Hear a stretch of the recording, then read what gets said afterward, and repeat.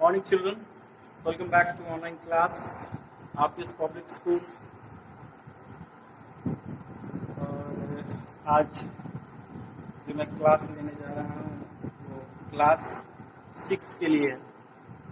So student of class 6 listen carefully.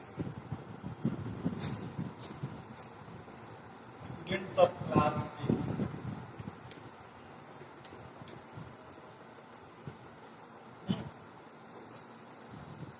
अभी जो chapter के बारे में हम लोग जो पढ़ने जा रहे हैं वो चैप्टर है हमारा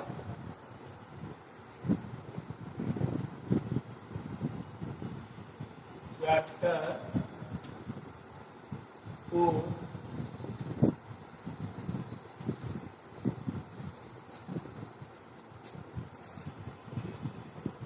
the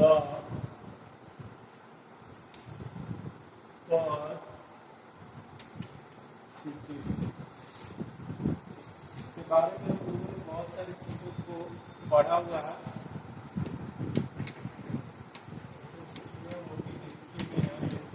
chapter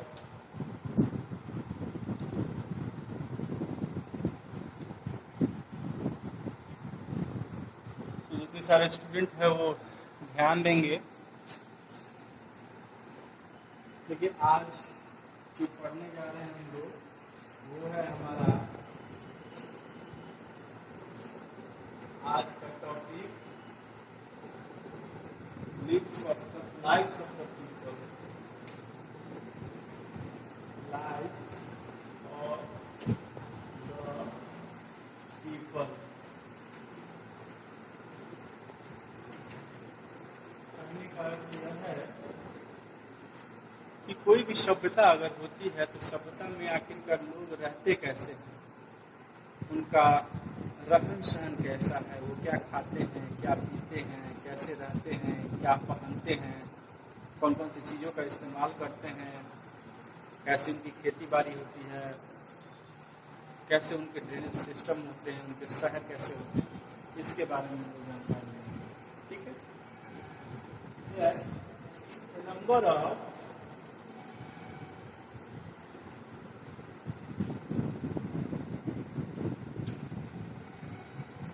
number of crops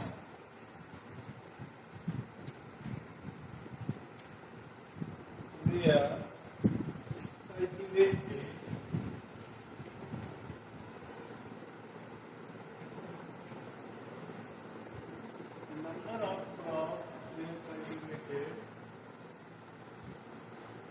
cereals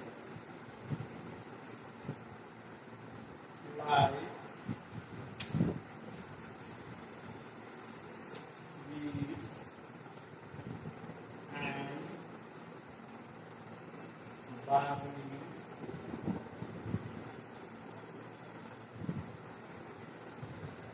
pulses,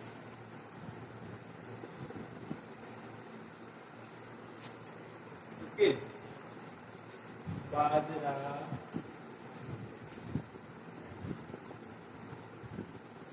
ragi and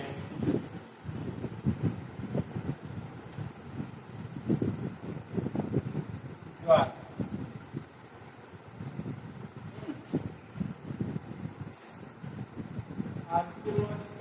Archaeologists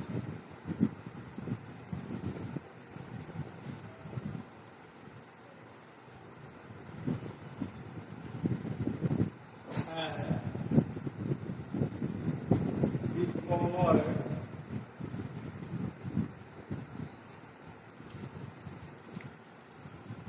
the evidence of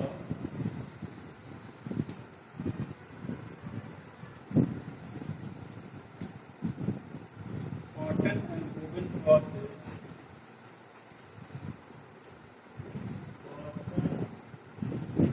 and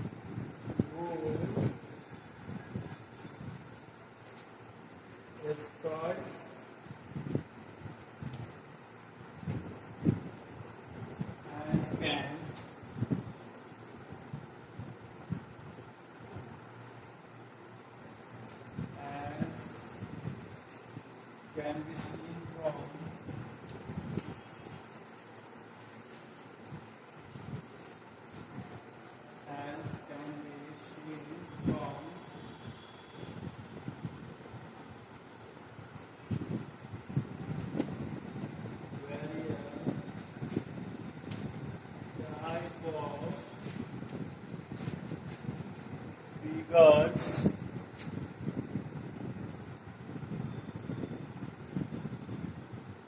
that found from the past. ठीक है, एक टॉपिक है। दूसरा टॉपिक है, दूसरा जो हमारा टॉपिक है वो है ईट दे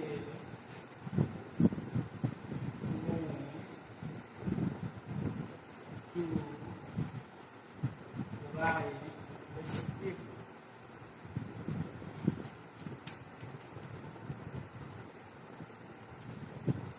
क्या वे लोग जो थे उनके पास कोई ऐसा स्क्रिप्ट था, कोई ऐसी नीति थी? Actually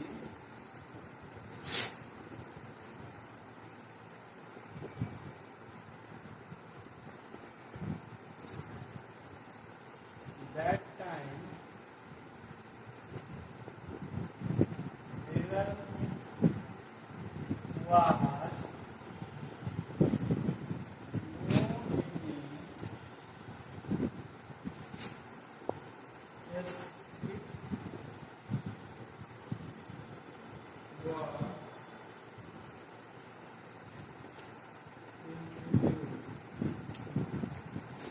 but on the behalf of the script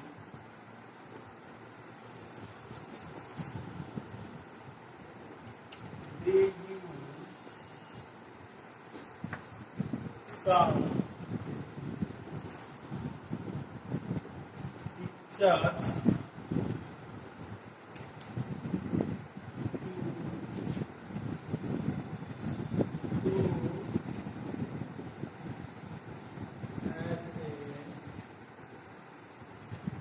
a form of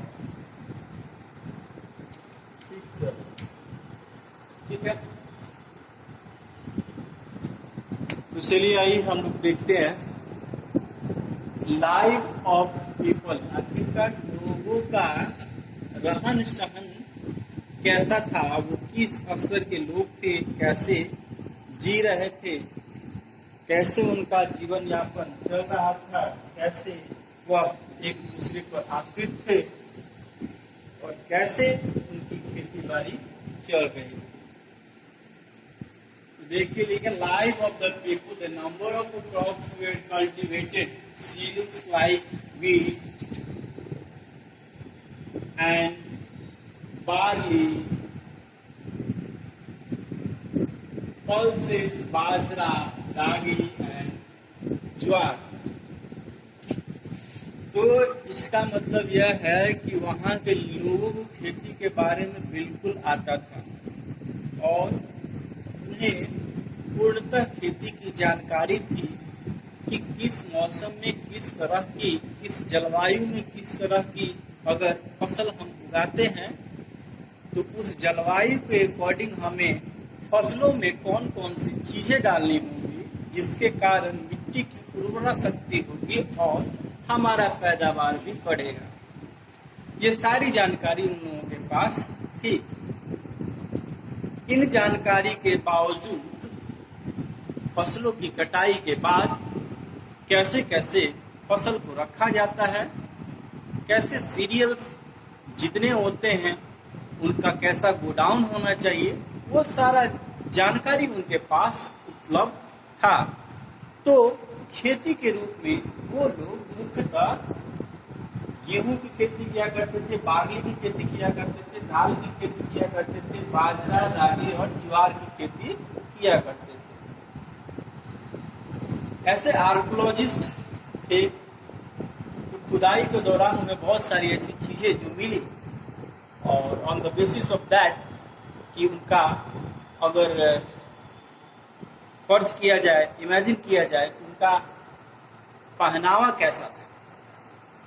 पहनावा था कि archaeologist have discovered the evidence of the cotton women clothes कुछ एविडेंस मिले हैं, उस एविडेंस के अकॉर्डिंग उन्होंने इस नतीजे पर अपने आप को पहुंचाया कि वुलन क्लॉथेस और कॉटन क्लॉथेस की जानकारी रखते थे, यानी कि उनकी बुनाई और उनके पौधों का खेती कैसे किया जाए उनको अच्छी तरह से जानकारी था। Main wore skirts as can be seen from various types of figure that found from the past. पुराने मूर्तियों से हमें यह जानकारी मिलती है कि उनका जो पहनावा ओढ़ावा था वो कैसा था। तो पहनावा ओढ़ावा में जो मेनली होता है, स्त्रियां साड़ियां पहनी करती थी, फिर से ब्लाउज पहनी करती थी, छोटी लड़कियां स्कर्ट्स, साथ में जो पुरुष होते थे पुरुष भी स्कर्ट ही पहनते थे, क्योंकि उस समय शॉर्ट पैंट का उतना चलन नहीं था। और धीरे धीरे करके उन्होंने अपने इस कला को आगे बढ़ाया और बढ़ाने के दौरान जितनी नई नई चीजें आई उनका उसमें इस्तेमाल करके नए नए वस्त्र का वो लोग प्रयोग किए। और ये सारी चीजें सिर्फ इस एविडेंस पर हमें प्राप्त होती है कि मूर्तियों में ये सभी सारी चीजों को तराशा गया है, यानी कि मूर्तियों में ऐसे चीजों को बनाया गया है और उसी बेसिस पर हम कह सकते हैं कि उस समय के लोग ऐसे ऐसे जो है वो कपड़े जो है पहना करते थे। अब did they know right script? सभ्यता तो बहुत अच्छी थी, वहाँ के लोग भी अच्छे थे, वहाँ का रहन सहन भी अच्छा था, लेकिन क्या अपने व्यापार को चलाने के लिए, अपने चीजों को सुव्यवस्थित करने के लिए कोई भी स्क्रिप्ट का, कोई लिपि का ज्ञान था क्या? बिल्कुल नहीं। उस समय कोई भी लिपि की जानकारी उन लोगों को नहीं थी, लेकिन जानकारी न होने के बावजूद भी ये लोग बड़े ही आसानी से वर्क कर लिया करते थे। उसके करने का सबसे बड़ा एकमात्र कारण यह था कि स्क्रिप्ट के रूप में लोग पिक्टोग्राफ का इस्तेमाल किया करते थे। पिक्टोग्राफ मतलब पिक्चर को लगभग हूबहू उतारना, लगभग हूबहू उतार करके लोगों को जो है यह जानकारी होती थी कि इस तरीके की चीजें जो है वह उसके प्रयोग से हम आगे भी बढ़ सकते हैं, जिसकी जानकारी हमें खुदाई के दौरान मिली है। Actually, that time there was no any script were introduced, but on the behalf of the script they used some pictures to show as a form of a script.